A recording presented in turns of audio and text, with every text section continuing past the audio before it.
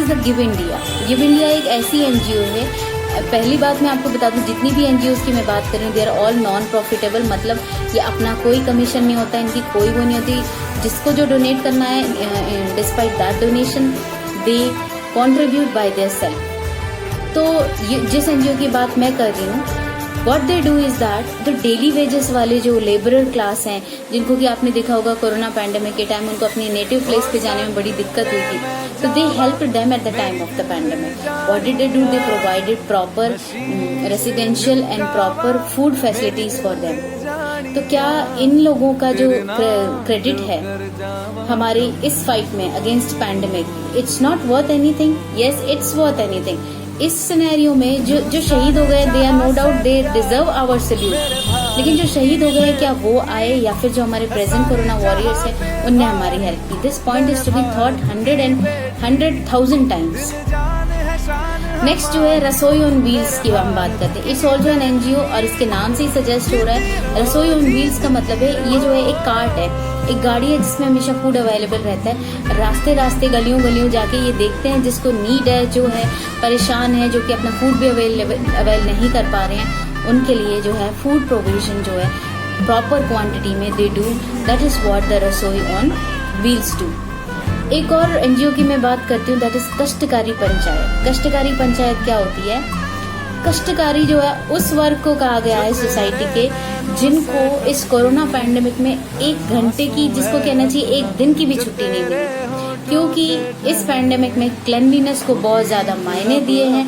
और इस वजह से जो हमारा स्वीपर क्लास है, जो कष्टकारी क्लास है, जिन्होंने सबसे ज्यादा कष्ट उठाया है, जिनको 1 दिन की भी छुट्टी नहीं मिली और जिन्होंने रिस्क एरिया में जाके, हाई रिस्क एरिया में जाके भी अपनी ड्यूटीज निभाई हैं, तो कष्टकारी पंचायत जो है इनके लिए इनकी वेजेस का, और साथ में इनको अगर ये बहुत ज्यादा प्रोन एरिया में वर्क करते हैं तो इनको पीपीई किट प्रोवाइड कराने का जो प्रोविजन है वो कौन करता है? कष्टकारी पंचायत। सो ये जो जिन लोगों के बारे में मैंने जिक्र किया है, जो नॉन प्रॉफिटेबल एनजीओज के बारे में डिस्कस किया है, कई बार हमारे दिमाग में बात आती है कि एनजीओज की हेल्प हम क्यों करें? एनजीओज के तो अपने खुद के प्रॉफिट होते हैं, इनके पास तो बहुत पैसा आता है। लेकिन हर एनजीओ ऐसा नहीं होता जिसके पास हमेशा से जो डोनेशन आता है और वो उसको ही यूज करते हैं। There are so many who work for social welfare, who work for the nation, जिनके बारे में मैंने कहा है they are all like that only. अब कोरोना वॉरियर्स की बात हो गई।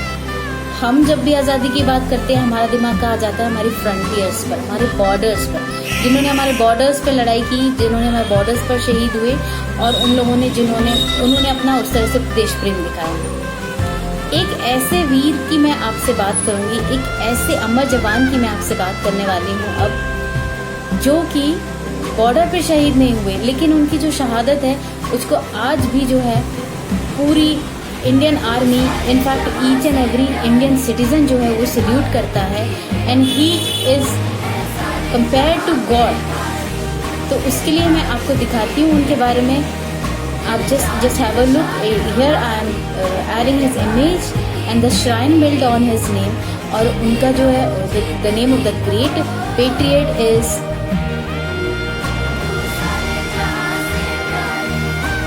हरभजन सिंह। या he is called as Baba Harbhajan Singh. He was born in Kapurthala इन पंजाब, और ये जो है पंजाब रेजिमेंट जो है इंडियन आर्मी की पंजाब रेजिमेंट के जो थे वो सोल्जर थे। What happened once he was, जो इनकी पोस्टिंग जो है सिक्किम में हुई थी। सिक्किम में नथुला जो हमारा पास है इंडिया से दूसरी कंट्री जाने के लिए हिमालय में, तो सिक्किम के नथुला में इनकी पोस्टिंग हुई थी। And he is also called as the hero of Nathula. Actually में जो है वॉर के टाइम इनकी डेथ नहीं हुई। इनकी डेथ कैसे हुई थी? He was just passing through a glacier, और उसमें जो है नीचे पानी होने की वजह से ही ड्राउंड एंड डेथ, मतलब इनकी डूबने से मौत हो गई थी। बट जो इंडियन आर्मी के सोल्जर्स वहाँ पर तैनात हैं, दे से दे एक्सपीरियंस कि आज भी जो है बाबा हरभजन सिंह जो है हमारे फ्रंटियर्स, हमारे बॉर्डर्स को गार्ड करने के लिए आज भी वहाँ पर पहरा देते हैं। एंड उनके ऑनर में उनको महसूस किया है हमारी इंडियन आर्मी के सोल्जर्स ने, और उनके ऑनर में वहाँ एक श्राइन बनी हुई है, वहाँ एक मंदिर है उनके नाम से जिसमें उनकी पूजा होती है। तो हमारे देश में ऐसे भी जवान रहे हैं, ऐसे भी देशभक्त रहे हैं जो मरने के बाद भी आज भी जिंदा है। उनकी एक डॉक्यूमेंट्री भी है, that is duty beyond death, मतलब मृत्यु के बाद भी उन्होंने अपनी ड्यूटी करना नहीं छोड़ा। इसको कहते हैं, ये है देश प्रेम की एक बहुत अद्भुत मिसाल। तो मैं आप सभी से रिक्वेस्ट करूंगी कि इनकी इमेज देखें जो मैंने वीडियो में लगाई है, साथ ही में आप इनकी डॉक्यूमेंट्री भी देखें जिसमें कि ये बताया गया है कि इन्होंने किस तरह से जो है ये कैसे शहीद हुए और ये अपने देश प्रेम के लिए किस तरह से फेमस है। एक और बहुत बड़ा कॉन्सेप्ट जो हमें इस इंडिपेंडेंस डे जो रेजोल्यूशन हमें लेना है, एंड दैट इज आत्मनिर्भर भारत का जो हमारे प्रधानमंत्री जी का प्रपोजल है, जो उनका सपना है, उसको सपोर्ट करना।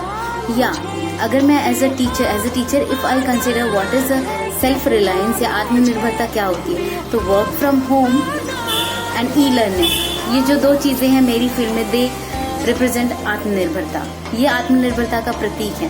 दैट मीन्स कि कुछ भी सिचुएशन हो, किसी भी सिचुएशन के बाउंड होके हम अपनी लीग से नहीं हटना, हमें अपने पाथ से डिविएट नहीं होना। दैट इज आत्मनिर्भरता। तो जो आत्मनिर्भरता का कॉन्सेप्ट है, ये किस लिए है, इसकी जरूरत क्यों पड़ी? ऑब्वियसली जब हमने अपनी इकोनॉमी के ऊपर चाइना को इतना बड़ा जो है अंडरटेकिंग दे दी, इतना ज्यादा चाइना का कब्जा हमारी इकोनॉमी के ऊपर हो गया, और दूसरी बात चाइना से ही आने वाले एक वायरस ने जो है हमारी जो इकोनॉमी जो कितने अच्छे ट्रैक पे चल रही थी उसको पूरी तरह से हिला के रख दिया। तो आत्मनिर्भरता से क्या होगा? आत्मनिर्भरता के पीछे लक्ष्य हमारा यह है कि जब हम किसी पे डिपेंड ही नहीं रहेंगे, जब हम सेल्फ रिलायंट रहेंगे, सेल्फ डिपेंड रहेंगे, तो हमें कुछ फर्क भी नहीं पड़ेगा। We will not be affected by any ones policies, any ones जो है their wrong intentions, they will not affect us a little bit in our lives. This is what we call as आत्मनिर्भरता। तो एक तो ये कि जिन्होंने corona warriors में बन के हमारा साथ दिया, कोरोना पैंडेमिक में जो है इस मुसीबत से हमें निकाला, वो जो है they deserve a tribute on this Independence Day. And another is our resolution. हर सेलिब्रेशन का एक रेजोल्यूशन होता है, and the resolution of this Independence Day is to become self reliant in any field you are, in whatever field we are. हमें self reliant बनना है, आत्मनिर्भर बनना है, जिससे कि देश की उन्नति में हम जो है सपोर्ट कर सकें। This is what is called true patriotism. इसी को कहते हैं सच्ची देशभक्ति, कि हम देश हित में जो भी कर सकें अपने घर से बैठ के कर सकें, या जो बॉर्डर्स पे लड़ रहे हैं या वो वहाँ कुछ कर सकें। everything is counted under patriotism. That's the message I want to give you on this Independence Day. Once again, hearty wishes and all the very best wishes from my side, from the entire DD Blessings family on this 74th anniversary of our Independence Day. And I wish you all stay healthy, stay safe and take care of yourself. जय हिंद, जय भारत माता।